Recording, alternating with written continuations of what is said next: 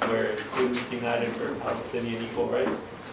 And we're an RSO working to educate students in the community about the struggle for Palestinian equal rights. And we're incredibly lucky to have Nada here for Nakba week. It's the week that we commemorate not only the violent displacement and disposition of 1948, but the ongoing ethnic cleansing of Palestine right now. Nada is a professor in the Liberal Studies program in Antioch. She is the author of Trances, Dances, and Vociferations, Agency and Resistance in Africana Women's Narratives.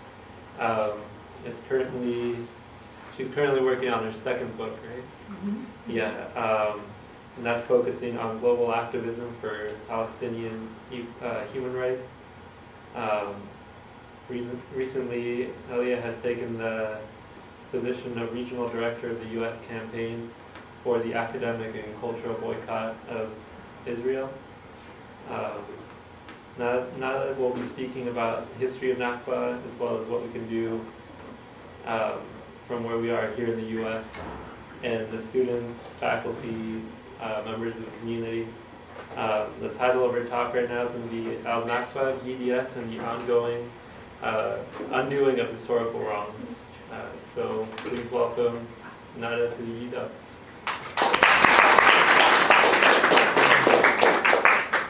So thank you very much for inviting me, and I do want to start out with a big shout out to Super.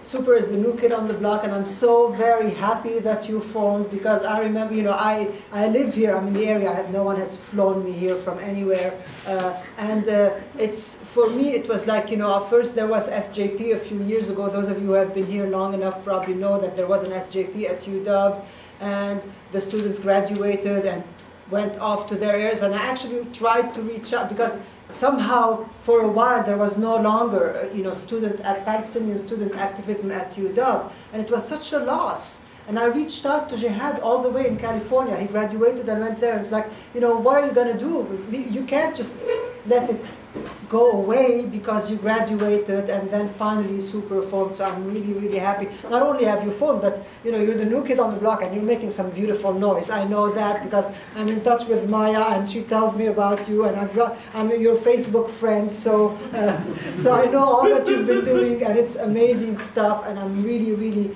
happy to be here, and I'm really happy to be here at a Super event. It's really energizing, and it's actually also very reflective of the kind of energy and buzz that's across the nation, because I do travel a lot. I give talks a whole lot all over the country, and I've been noticing this, this new energy. I'm almost going to use the spring imagery. Yes, it is. A resurgence of energy, of enthusiasm, of commitment, and it's wonderful to just be part of it and see it everywhere. So we are here to commemorate the Nakba, which is our historic catastrophe, but we're also here to honor our resistance, our persistence, our ongoing struggle, and our successes. Because we, the Palestinian people, are nothing if we are not survivors. And as survivors, we are part of a long tradition of other people who have also defeated great odds and who have overcome major wrongs and who see the similarities in our struggle. A lot of Palestinians, Palestinians, of course, we're a very, very diverse group, and there's a bunch of, a group of Palestinians who would say things like, no other people in the world has suffered like us, no other people has been dispossessed, no other people. And it's, what the Palestinians have suffered is indeed humongous, very wrong. We do have the longest Palestinian refugee problem in modern history, 64 years of refugees. There is no other people in modern history that's got that long of an unresolved refugee problem. We've had an ethnic cleansing of 80% of the population. So all of this, no other people, there's something that is correct about it, but I don't want to see ourselves as the no other people has suffered as much as the Palestinians. I actually like to look at the parallels, because when we look at the parallels, we see that there are other people who have suffered like us. I mean, here we are in North America, where the indigenous people have been dispossessed, have been ethnically cleansed. So I like to look at the parallels, and I like to draw and learn from history. And as we look at those parallels, we know that, you know, we are survivors, and there are other people who are survivors, and we can learn from history, we can learn from their lessons too, and we can gain from their solidarity. So it's really important to keep the Nakba context in a global perspective. But I am here to speak about the Nakba, so I want to start with a brief historical overview of the events surrounding the Nakba. The creation of Israel on May 14, 1948, is inseparable from the destruction of Palestine, when around 800,000 Palestinians were expelled from their towns and villages, and some 450 towns and villages were systematically destroyed around then. I forgot to start my clock, so I'm giving myself an extra 5 minutes. Okay? All right. So when we say some 800,000 people, 800,000, that's close to 1 million. And that number in and of itself is a huge number. Close to 1 million Palestinians were expelled in 1948. Not only is it a huge number in and of itself, but it amounted to 80% of the Palestinian population. So 80% of the Palestinian population were expelled in 1948, between 1947 and 1948, because again, we have one date, May 15th, 1948, but we need to understand that it did not happen in one day. It started, you know, the ethnic cleansing, the displacement, the expulsion, the massacres that led to the flight of the Palestinians started, you know, intensifying in 1947 already, so that by May 15th, 1948 is the creation of the State of Israel, but it's not the moment when everything happened. It had been happening for a while. In fact, I'm going to tell you a little bit about my mother's story, and that goes back to April 1947, not May 1947. Anyway, so 80% of the Palestinian people were displaced, 450 villages were destroyed, and again, 800,000 made up 80% of the Palestinian people, 450 villages made up the majority, like somewhere around possibly 82% of how many towns and villages there were in Palestine. Because, you know, like little dots with names, basically, from little hamlets to villages to cities, little dots with names. There weren't a whole lot more than 550, and we know that 450 were destroyed. So think of the scale of the Nakba. That's what it took for Israel to be created as a Jewish state in a country that had been, until very recently, until shortly before 1948, 98% non-Jewish. Those loss of Palestinian land postcards that are sitting out there that show the loss of Palestinian land, yeah, these. And they start with, I figured everyone's going to have one, so you don't need them. It starts with 1946. And you see the white spots in 1946, and maybe I do have that on my PowerPoint.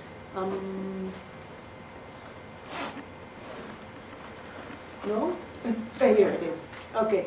So if you look at this, 1946, the green land is Palestinian owned and Jewish is white owned. This is this postcard, and then you see how much the Jewish land and the Israeli land is encroaching on Palestine.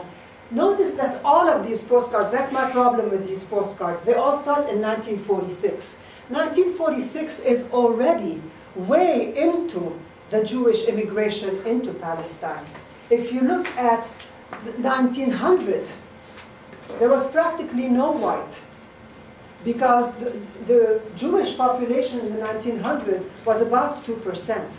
So what you're looking at here is a whole lot more than 2%, but that's already past the Holocaust, past the facilitated immigration, past the flight from Europe. So even this postcard, you know, traumatic as it is, does not tell the whole story because it starts in 1946. 1898, we have statistics from 1898 that show that the population was closer, the Jewish population was closer to 2%. As the Nazis came to power, and as the Jews had to flee, and as England facilitated immigration into Palestine because England was the colonial power, that's how you start at 1946 with that much white. So, and in order for them to go from something that was practically all agreeing to this, that's basically the Nakba that we're talking about. And because of that scale, there's not a single Palestinian anywhere today who does not have a Nakba story. Because when 80% of the population is displaced, everybody is impacted. And every Palestinian has a Nakba story, because when your country ceases to exist, there is no Palestine today, then everybody has a Nakba story. Every single Palestinian, whether they're still in the homeland, whether they are refugees, whether they're in the Arab countries, whether they're like me in the US, we all have a Nakba story. And that is going on. The Nakba is ongoing. My own story, as I said, as I mentioned earlier, it did not start on May 15th, 1948. I'm Palestinian from Jerusalem. Both of my parents are from Jerusalem. My mother is from Misrara, which is today in East Jerusalem, and my father is from Maskubiye, which today is in West Jerusalem. And my mother tells me that in April 1948, that's when they fled. So now I'm going all the way back to my... This is Palestinians fleeing. And I asked my mother what was it like for them to flee, and she said that basically the family was so scared for the young siblings that they put them on the backs of trucks from Jerusalem all the way to Haifa, which is in northern Israel, very close to the border with Lebanon. And then from Lebanon, they put them on a cargo ship that took them from Haifa to Lebanon. And that cargo ship, what she tells me is that it was a tugboat with a rope to a flat bed where they used to carry sheep. She said she remembers the smell of sheep because this had been used for transporting sheep, and they put all the kids to send them to safety in Lebanon, to the refugee camps. And she says that, while they were being tugged, the rope came loose. And they were scared they were going to sink, these little kids who don't know how to swim, And a lot of people had indeed died in that trip on the boats from Palestine to Lebanon. And there were like a couple of guys on that boat who were watching all these kids. And the guys didn't know how to swim. But they decided, they're going to jump in the water and try to put that rope back together, rather than let the whole thing. And they managed, they actually jumped in the water, holding on for the lives of all these kids, tied the rope back on, and were sent to Lebanon, where basically they ended up in refugee camps.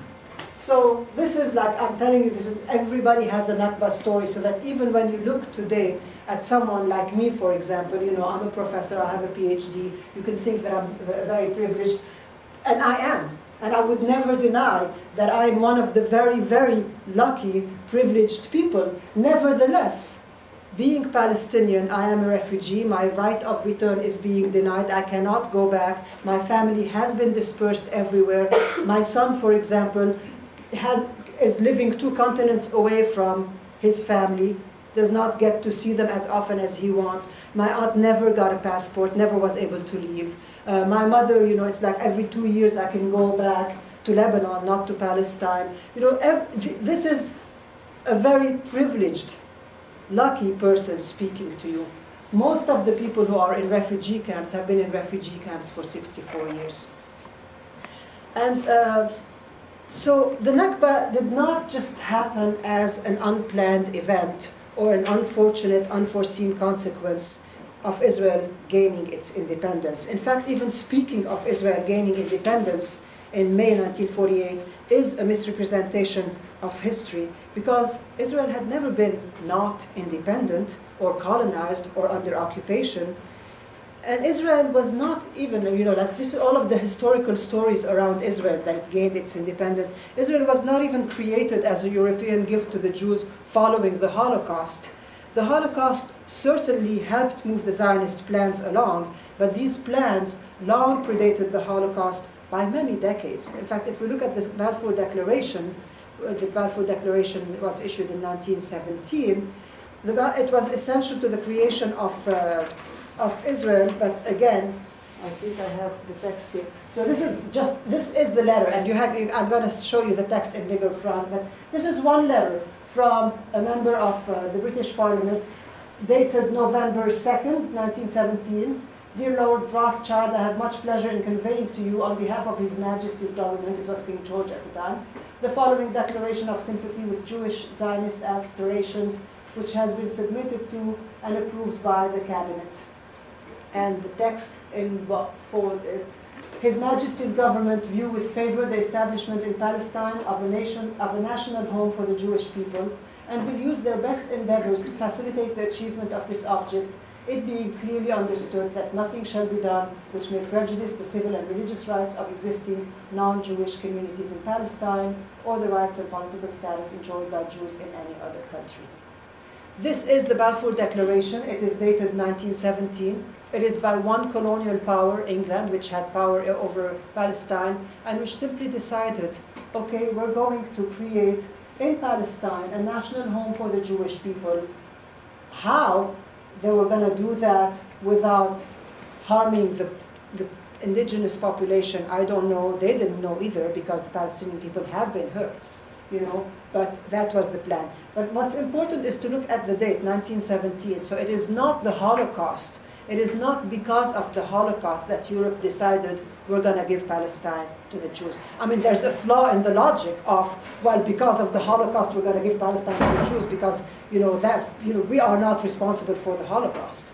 If you have a problem with anti-Semitism in Europe, you solve that problem in Europe. You don't send the people you don't like somewhere else. But that's frequently what is being told, that because of the Holocaust, the Jews needed a country of their own. No, if you are anti-Semitic, if you're racist, you solve your problem. You don't push it elsewhere. This is important because it shows the colonialism that is behind the creation of Israel in Palestine.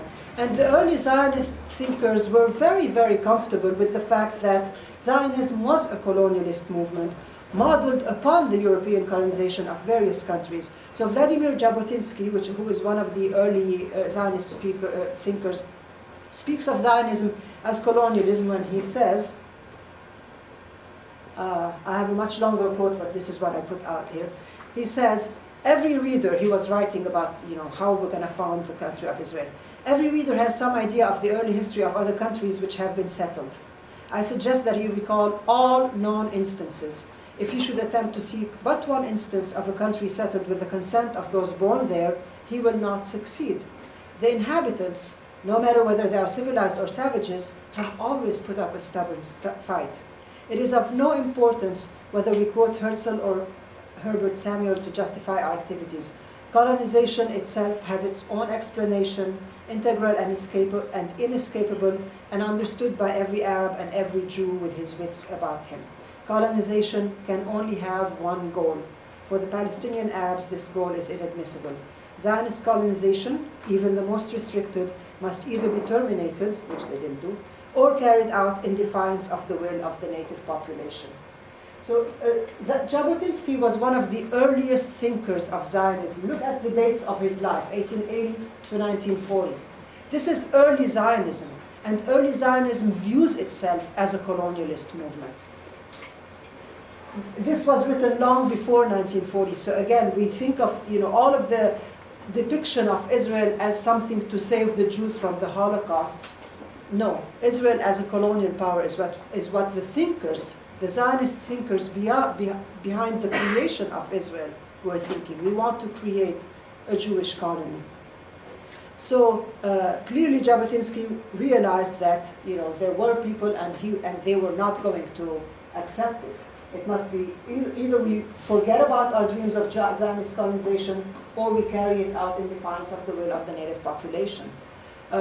Then, there's a lot of stories like this. For example, there's the two rabbis who went there to look at the land and said, they described the country as a beautiful bride, but married to another man. They wrote back, the bride is beautiful, but married to another man. Again, an acknowledgement that Palestine is for the Palestinians.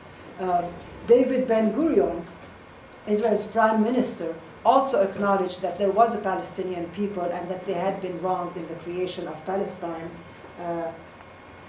What he said is, the old will die and the young will forget. Okay?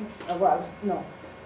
So early on in the creation of Israel, it was very much acknowledged as a colonialist project. However, colonialism globally started getting a bad rep in the 60s as countries were gaining their independence. So it's only after the global perception of colonialism shifted in the 60s that Zionist leaders started denying our very existence and distancing us from our homeland. This is where you start getting the slogan, Palestine is a land without a people for a people without a land. This is like a very, very common statement that everyone said in the 60s and since the 60s. It was no longer, oh, you know, the Palestinians married to another man and, you know, let's get rid of them, we need to get rid of them, colonization is bad, all of that. It's no. So suddenly it became the land without a people for a people without a land. And the shift from acknowledging that Palestine had been, that the Palestinians as a people had been dispossessed, to a full denial of our existence. We never existed, so we couldn't have been dispossessed, right? That happened when many countries were gaining their independence, and here was Israel, a colonial project that had come to fruition in 1948. How do you reconcile that? So, well, you can't reconcile it, you deny that the Palestinians were there. So, for example, another statement by an Israeli leader, by Golda Meir, in 1969, she was prime minister in 1969, and a British reporter asked her, in The Guardian, he asked her, so how do you feel about the Palestinians? And she responded, oops. Oh, this is another poster I have, Visit Palestine. It was made in 1936, and clearly it shows, you know, it's Visit Palestine, and it shows the Al-Aqsa Mosque, it shows a city, so again, you know, the people existed. And then the shift happened so that Golda Meir in 1969, when she was asked, how do you feel about what you've done to the Palestinians, she said, there were no such things as Palestinians. When was there an independent Palestinian people with a Palestinian state? It was either southern Syria or it was a Palestine including Jordan. It wasn't as though there was a Palestinian people in Palestine considering itself as a Palestinian people and we came and threw them out and took their country away from them. They did not exist. So we see that shift happening from we're going to have to colonize them, and generally the colonized don't accept that. And that was very much accepted discourse in the age of colonialism and imperialism. And when that was no longer accepted discourse, then we became the land without a people for a people without a land. We didn't exist, to the point that Golda Meir actually said they did not exist, you know. So, and then, you know, again, the discourse shifts, you know, there are all these hundreds of thousands of Palestinian refugees. How do you explain their, you know, how do you explain? Well, they're in refugee camps. So some people actually tried to justify what happened to us. Benny Morris is an Israeli historian, and he says, he explained our dispossession as something done for the greater good. And he writes, I feel sympathy for the Palestinian people, which truly underwent a hard tragedy. I feel sympathy for the refugees themselves. But if the desire to establish a Jewish state here is legitimate, there was no other choice. Even the great American democracy could not have been created without the annihilation of the Indians. There are cases in which the overall final good justifies harsh and cruel acts that are committed in the course of history. So, this is an Israeli historian saying, it's for the greater good that we annihilated the Palestinian people. So the Nakba is a planned catastrophe, and 64 years later, despite what David Ben-Gurion says, we have not forgotten. And the old may have died, but they have passed on to us the love of the land, the love of the culture, and the determination that our rights will someday be respected. We will return. This is not a dream, it's not a threat, it's an observation, a statement, our rights, a statement of intent. We will return. It is our right, and we have not given it up. But it's going to take some activism. So, okay, I've got 20 minutes. So this is the Nakba we commemorate today, and it's a Nakba that is ongoing because the wrongs committed against us have not been righted, and because Israel still denies us to this day our most basic inalienable human rights, for example, the right of return. Millions of Palestinians are refugees today, as I said earlier. It is the longest unresolved refugee problem in modern history. For 64 years, people have been living in refugee camps. But I showed you earlier those early tents. Okay, by now, they're no longer tents. In fact, a lot of the old Palestinian refugees say that it was like the hardest site for them was when concrete buildings came up in the refugee camps, because it basically was a message to them that this is long term. You know, when you have a tent, you're camping for a couple of weeks, and everybody thought they were camping for a couple of weeks. But when concrete buildings came up, and today the refugee camps are basically concrete towers, because you can't expand horizontally, there's only that much space. You can expand vertically, and so they're tall buildings, extremely dilapidated. There's no infrastructure for that high of a population in such a density of population in such a small space. This was never meant to be permanent. But now, 64 years later, people have been born and died in refugee camps without seeing anything but the refugee camps. So our Nakba is ongoing. And it's ongoing not just in the refugee camps, it's ongoing in Gaza, where Israel has a stranglehold on the people. It's ongoing in the Israeli prisons, where there's administrative detention. And I do need to speak about administrative detention, because that was like, you know, I mean, we can't not speak about administrative detention, especially with the hunger strike that was going on, with the, you know, one of the finest forms of nonviolent resistance. Administrative detention is basically imprisonment without charges whatsoever, and with no intention to bring the prisoner to trial, because there's no charges against the prisoner, and with no word as to when they will be released. So Israel simply arrests people for what it calls security reasons. Usually being Palestinian is a security threat to Israel. So if you're Palestinian, you get arrested, you're thrown in jail. The standard term for administrative detention is 6 months.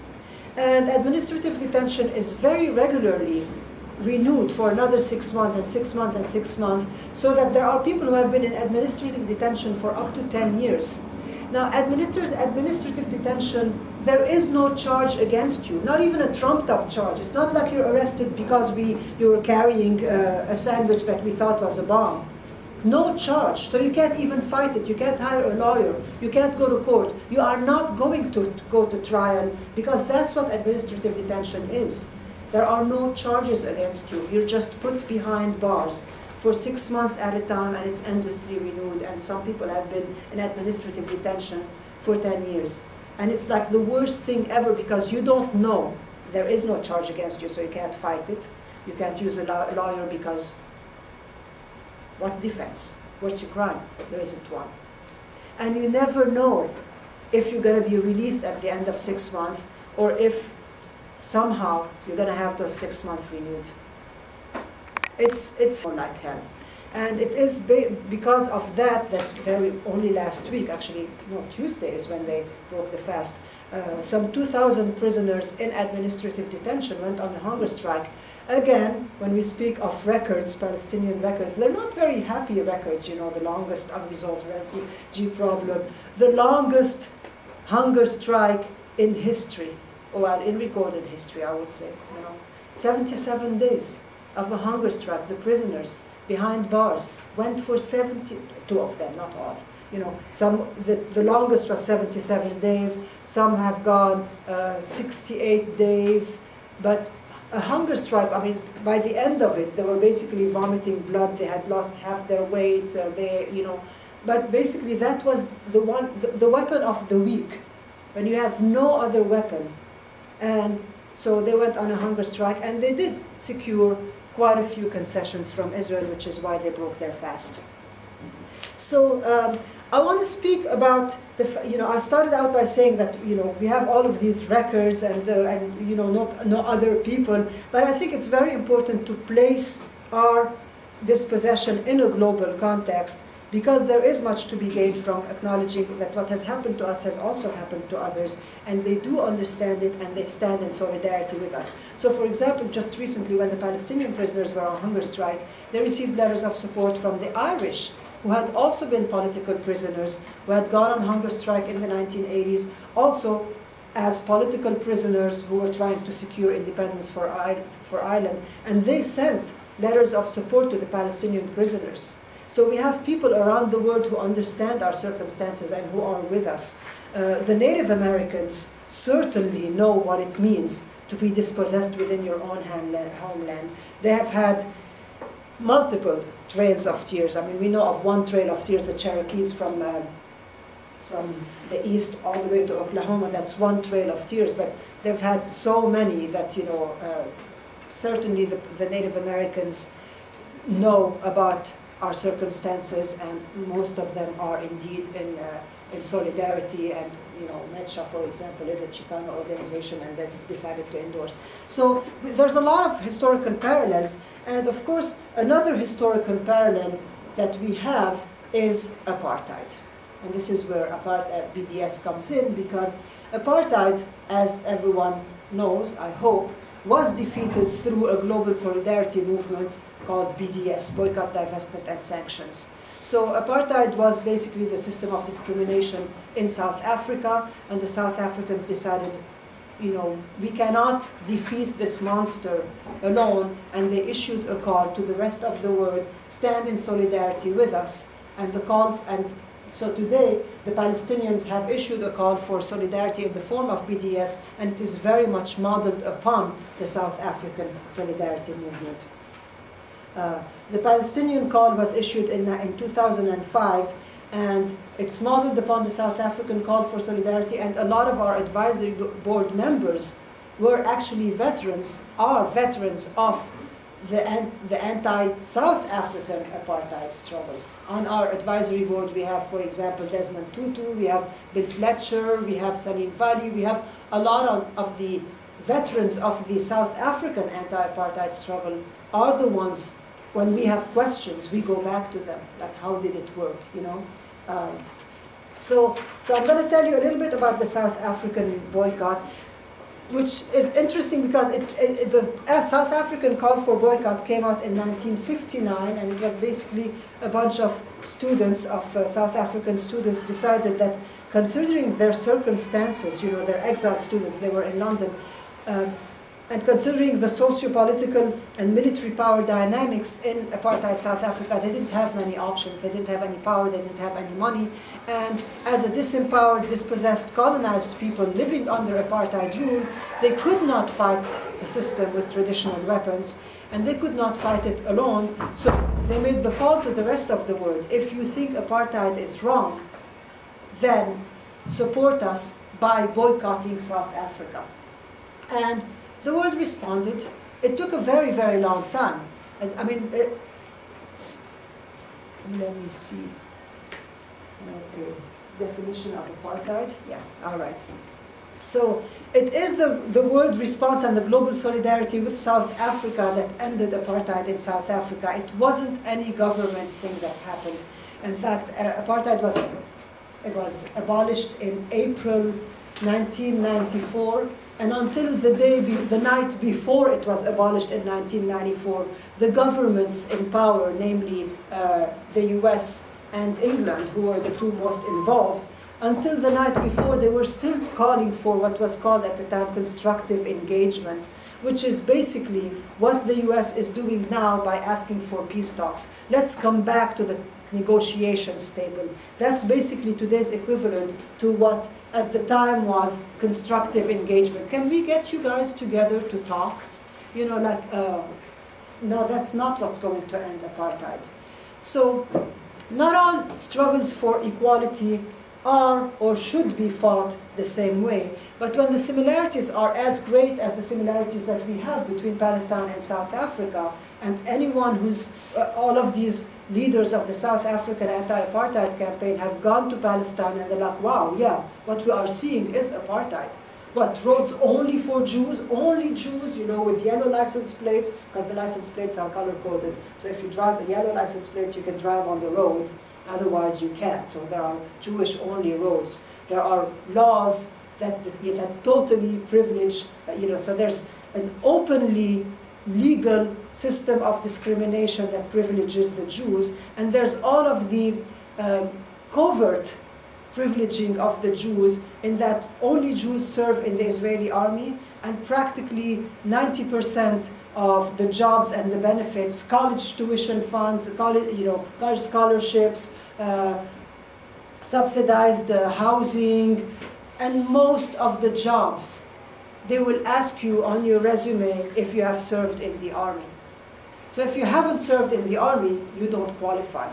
That's the covert way of privileging the Jews. And in addition to the covert ways, there's all of the legal ways that privilege the Jews. So, you know, from Jewish-only roads to Jewish-only settlements, these are all legal manifestations. I mean, legal within a broader, very illegal context, but legal by the Israeli system.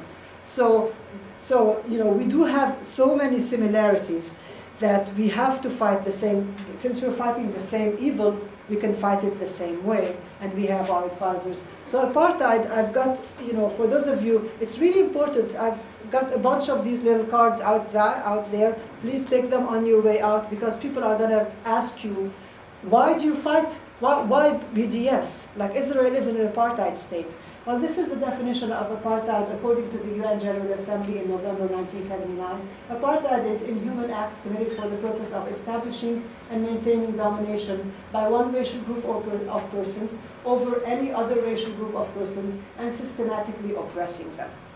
This is the definition. It doesn't say you have to be white against a black African. It says you have to have a system of establishing and maintaining domination by one racial group of persons. Israel wants to be the Jewish state. It does not want to be a multicultural state. It does want to privilege the Jews. So, I mean, a lot of Jews have a problem with that, but we're talking about Israel as an apartheid state. And systematically oppressing them. Obviously, that is what's going on. Where you have the oppression of the Palestinians who remain refugees, you know. We can go on, I'll leave that. If you're not sure that the Palestinians are oppressed, talk to me later.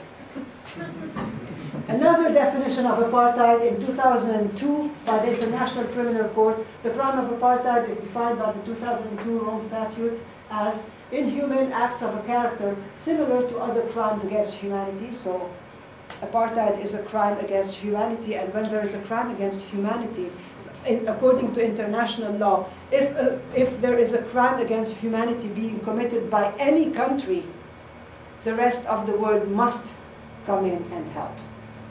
So apartheid is considered a crime against humanity, meaning we should intervene, but we're not at the government level, so that's where the people come in. Committed in the context of an institutionalized regime of systematic oppression and domination by one racial group over any other racial group or groups, and committed with the intention of maintaining that regime. I mean, when you look at that and you look at the reality of Israel, how can you say this is not apartheid? If you know anything about Israel, it fits either definition. The two definitions are extremely compatible. They're practically the same thing. So 1973, the UN issued it. 2002, the International Criminal Court, which actually was not formed until around then, issued a similar definition of apartheid. So I have these little cards out there for you to grab so that you can always have them in your wallet. When people tell you, why are you engaged in BDS? Because BDS is the solution to apartheid, and because according to the definition, you're not making it up, it's the UN, Israel is an apartheid state. Fight it the way we win. So let's do it. Let's keep our eyes on the prize, and let's make sure that we are informed about what's going on. It's really very, very important to be educated about what's going on, because we, not the governments, are the ones who are going to make the change. Just like with South Africa, it wasn't the governments, it was people. People were the ones who decided they were going to boycott. Artists were the ones who were not going to play in Sun City. The boycott was a grassroots movement. Until the very end, as I said, until the very end, the politicians were anti-boycott. And, let's not forget that, for example, Nelson Mandela, who is now a hero, was considered a terrorist until 2008 in the US, by the way. Because he had been considered a terrorist, and then in 2008 he was going to visit the US, and, no, not 2008, was it 2006? Condoleezza Rice is the one who finally removed his name from the list of terrorists. He was coming to visit the US, and at the airport they were not going to deny him entry because he was a terrorist, because he had been placed on the international terrorist list for so long, because he was the leader of the ANC and the leader of the anti-apartheid struggle. And then Condoleezza Rice was like, sorry, we forgot to erase that. But think of, and then he was allowed in. But think of, the discourse that shifts, so that Mandela today is this hero that we look up to, but he was considered a terrorist. He was in jail for 27 years for his political activism. It's not easy, but it's good to know that eventually the discourse is going to change. We can undo the historical wrongs.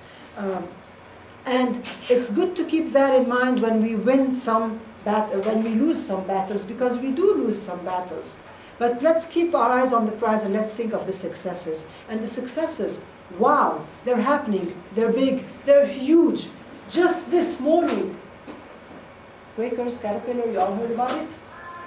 The Quaker Church decided to divest from Caterpillar. That is a huge victory.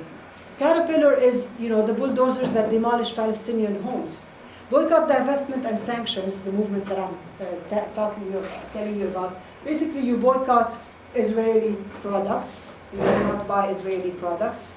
And there's a lot of education that goes in that, because you're going to be talking to people about, why am I not buying an Israeli product? Well, because I'm boycotting Israel, because boycott is the way to end apartheid, and Israel is an apartheid state. So as you explain that, you're really educating the people.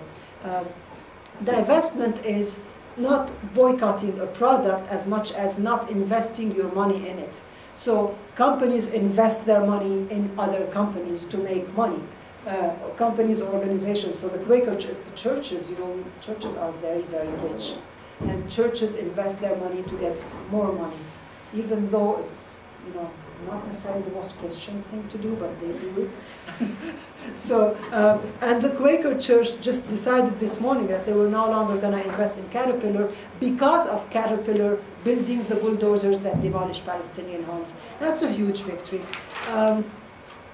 So it's, and we have to think of all the things that are happening. For example, the fact that 150 Irish artists have pledged not to perform in Israel.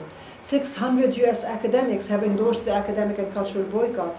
150 Israeli actors, those are Israeli actors, not Jewish actors in the US, in New York, or whatever, but Israeli actors have written in their contracts that they are not going to perform in the settlements, for example. They view the settlements as, this is just like way illegal. So they're Israelis. I mean, they can't boycott themselves. There are criteria, there are limits that you cannot boycott yourself as an Israeli, but you can engage in other aspects of the boycott. And so these 150 actors have decided they were not going to perform in the settlements. Other Israelis who are part of the boycott movement, for example, there's two groups. One is Who Profits, and Who Profits is an Israeli organization that does the research for us into what companies are complicit in in Israel, and then sends us the information. So that's Who Profits. Another organization of Israelis who are for the boycott is called Boycott from Within. And again, boycott from within is because it's so difficult for us to do the research. I mean, I can't do the research that it takes on the ground in Palestine because I can't go to Palestine, right? So I depend on people there. And the people who are the best placed to do the research for me are Israelis. And Israelis are doing the research. So we keep that in mind when we speak of boycott. We're boycotting the Israeli institutions that are guilty, that are complicit. We're not boycotting Israeli individuals who are our allies, like the people in Boycott from Within or Who Profits. Okay, I've spoken a whole lot. Can you give me a few, like 10 more minutes? Okay.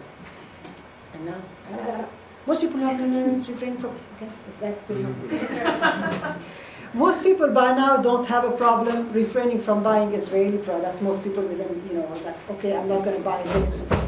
But only refraining from Israeli products will not create the kind of pressure on Israel that would make it abandon its apartheid policies. And the call for BDS is a call for comprehensive movement that includes all aspects of boycott, not just a boycott of Israeli products. Again, thinking of the South African anti-apartheid struggle, we were not only boycotting South African oranges and South African diamonds, which are South Africa's main exports, especially at the time. South Africa exported two things: oranges, oddly enough, yes, they grow good oranges in South Africa, and diamonds, But the boycott was so much bigger than oranges and diamonds. It was a sports boycott, it was a cultural boycott, it was an academic boycott, it was a boycott on so many levels. And it's the same thing with Israel. We cannot boycott only those few products that you find in the stores, on the shelves in grocery stores. That's not going to make the impact that we want from BDS. What we do need to boycott is Israel's image as a cultural, civilized place, because Israel is really, really important. Image is very important for Israel. Israel projects itself in order to get away with everything that it gets away with. Israel projects itself as a country that is culturally vibrant, technologically advanced, a fun and good country, the most moral army in the world, the only democracy in the Middle East. All of that image, this is what we need to be aware of when we engage in BDS. And what's happening is that Israel is very focused on its image making, and primarily the image making comes through the academic and the cultural accomplishment that Israel projects elsewhere. And this is part of what's called the Brand Israel. The Brand Israel campaign is a campaign that is official. It's the three biggest ministries in Israel: the Foreign Ministry, the Finance Ministry, and the Prime Minister's office. Those are the three ministries in Israel that are behind Brand Israel. And Brand Israel was officially launched in 2005, and it was launched to work on the image of Israel abroad. Because Israel's image was being tarnished, primarily thanks to social media, thanks to the fact that by now something happens and we all have our phones and we're all documenting and we're all tweeting and we're all on Facebook. And it's really, this is an aspect of activism that we have to acknowledge has made a huge impact in the world. When people speak about the Arab Spring and how the Arab Spring started on Facebook, well, also the shattering of Israel's immunity started through social media, through the fact that we have finally been able to break through the censorship that projected Israel as this amazingly civilized country that can do no wrong. And we started showing what Israel is doing.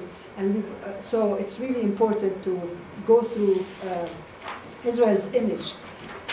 So the fact is, Israel is constantly fixing its image through this, through Brand Israel. For example, Wayne Firestone, who's the executive VP of Hillel, which is the Jewish campus organization, actually said that they're rebranding Israel to portray it as a place where there are cool, hip people, because people had this idea of Israel that, it's all war. Another person, Ari Mikal, who's the Israeli Cultural Affairs representative in New York City, said, "We will send well-known novelists and writers overseas, theater companies, exhibits. This way you show Israel's prettier face, so we are not thought of purely in the context of war." So there is an intentional Brand Israel campaign that is funded by the three biggest ministries in Israel, very well funded. They are funneling millions of dollars into it, literally millions of dollars. Last time I looked, I think that they had just put in $52 million. $52 million. I guess that's the equivalent of something in shekels, because why would it 52? Anyway, but like just to basically fix Israel's image, because they hired PR marketing executives to do a survey here in the US. What is Israel's image like? And people were like, well, we no longer think of Israel as the only democracy in the Middle East. We no longer think of Israel as, a vibrant, multicultural society that can do no wrong. We no longer think of Israel as the victim that is surrounded by hordes of violent, aggressive, bloodthirsty, anti-Semitic Arabs. That is no longer the image of Israel. So Israel is trying to fix its image, and it's fixing its image with things like that, sending out what it calls cultural ambassadors. And they're coming through town, and they give good talks, and they project this image of Israel that is like how fabulous Israel is. But it's still not working.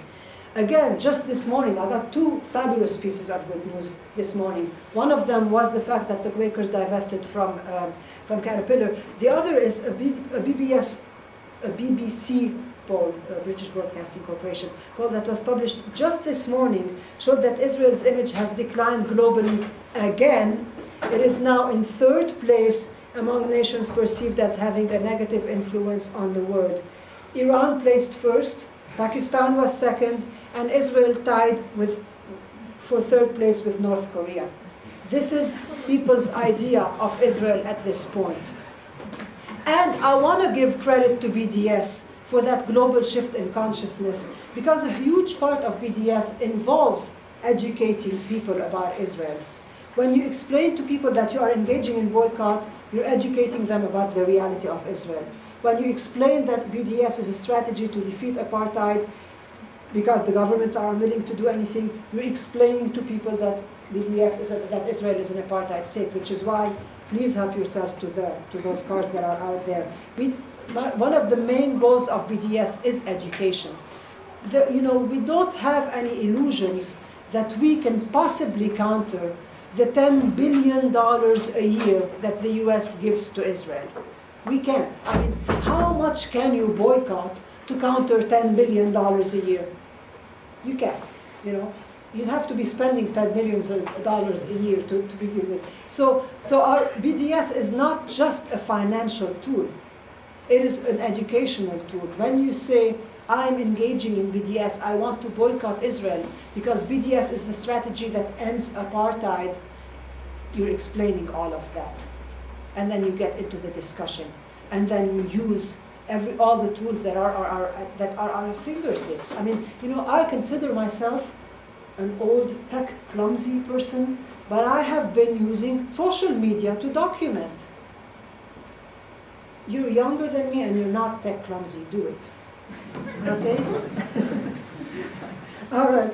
And then people are going to tell you something like, that you're separatist and you want separation, you want divisiveness, and it's really odd that those criticisms that come to us as BDS organizers are so lopsided and wrong-headed. So, when people tell you that you're being divisive by using BDS, tell them that no, what you want is actually to end the segregation and the discrimination and the apartheid. And remember, for example, the African Americans, the blacks as they were called at the time, or Negroes or colored, who boycotted the bus system in Montgomery in the segregated US South, they did not boycott because they did not want to ride the buses. They boycotted because they wanted to ride the buses, but they wanted to ride as equals. And what we want through BDS is equality. We don't want separation. There was segregation in South Africa, apartheid. There was segregation in the US South, and it is boycott that ended that. Boycott is a means to an end. And boycott is a temporary measure that may feel like it's separation, but it's a measure that ends separation. Those who did not ride the buses wanted to ride the buses. Otherwise, they wouldn't have boycotted. They would have just bought cars and not made a big deal about it. But no, they did make a big deal about it. They said, we are boycotting the buses because the buses are segregated and we want to ride them, and we want to ride them as equals. And it's the same thing with boycott. It's not that we don't want equality, we want to be separate, we want nothing to do with, we're being accused of scapegoating Jewish businesses. No, we want equality. What there is now is inequality, and we want to end it, and we know how to end it because historically, Boycott has ended segregation in the US South as well as in South Africa. The goals of BDS are 3 of them. The goals of BDS, these are non-violent punitive measures should be maintained until Israel meets its obligation to recognize the Palestinian people's inalienable right to self-determination and fully complies with the precepts of international law. All we are asking for is that Israel abide by international law. That's not asking for, well, it is asking for a whole lot, but we're asking for international law, basically. Ending its occupation. The occupation is illegal. We're asking Israel to end any illegal occupation. Ending the colonization of all Arab lands. Colonization is illegal because Israel is still actually occupying parts of Shebafan, which is in Lebanon, and the Golan Heights, which are in Syria. So that's where all Arab lands comes in. It's illegal colonization, illegal occupation. Dismantling the wall has been declared illegal in 2006 by International Court of Justice. Okay? First goal, please abide by international law. The occupation is illegal, the wall is illegal, colonization is illegal. Goal number 2, recognize the fundamental rights of all the Arab Palestinian citizens of Israel to full equality. Wow, we are asking for equality. Okay? And 3, respecting, protecting, and promoting the rights of Palestinian refugees to return to their homes and properties as stipulated in UN Resolution 194. Again, respect our rights. That's what we're asking for. We are asking for Israel to stop violating our rights. And BDS is the way to get that. And we really have to do it ourselves because change will not come from above. Change will not come from the politicians. We are the ones to bring about change. We have a vision, we have a goal, we have a proven strategy with a historical record of success, and we just know it, we will succeed. And we're already winning because Israel is trying to fix its image even as its policies become harsher by the day, and it's not working. You know, as we saw, Israel's image is declining by the year. So the tide has turned. The tide has really, really turned, and this is the moment to ride the crest. No one is asking us anymore, where is your Gandhi? Because we have proven to the world that we are engaged in nonviolent resistance. This is totally nonviolent. The hunger strike is nonviolent. The demonstrations at the wall every week on Friday at Berlin are nonviolent. No one's asking us, where's your Gandhi?